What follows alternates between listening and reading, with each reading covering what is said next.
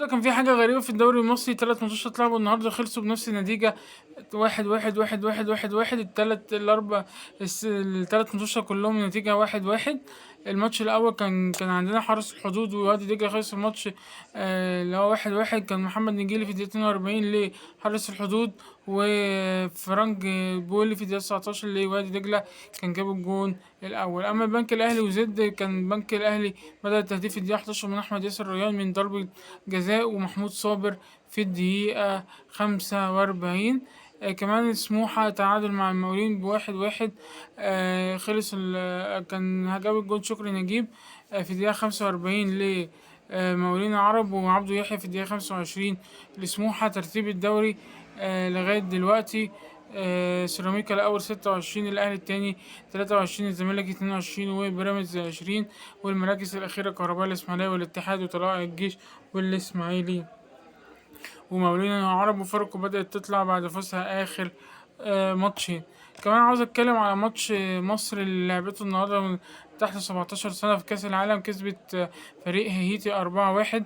ماتش بصراحة كان أداء حلو جدا منتخب مصر.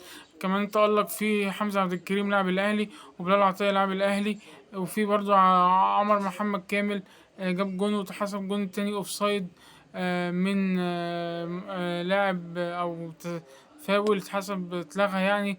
جون لمصر في الدقيقة 82 برضو لعمر محمد كامل لاعب الأهلي. وكمان كان في عبد العزيز الزغبي جاب الجون في الدقيقة 11 من لاعب انبي أعتقد.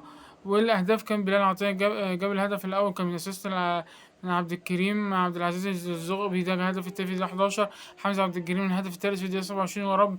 يا رب الاهلي يعتمد عليه انه مهاجم واعد، وممكن يعمل الثغرة اللي عندنا في خط الهجوم في النادي الاهلي. وعمر محمد كامل اللي لعب خط وسط المدافع بيجيب الجون الرابع في الدقيقة 72. وقعدنا فيه كده في نص الوقت حصلت هرهجة، فجابوا جون فريق اللي هو هيتي، ده كان ممكن ما يجيش، بس الحمد لله لما جه رجعنا تاني نقف على رجلينا بعد ما جبنا جونين في أول المباراة. ان شاء الله الماتشات الجايه الاهلي مصر تلعب حلو. عندنا ماتش فنزويلا ان شاء الله هيبقى يوم الجمعه، بعد يوم الجمعه الجاي الساعه 3:30. هنشوف بقى مصر تعمل ايه مع فنزويلا. فنزويلا عملت النهارده فجأة وكسبت انجلترا 3-0، فشكله فريق جامد جدا.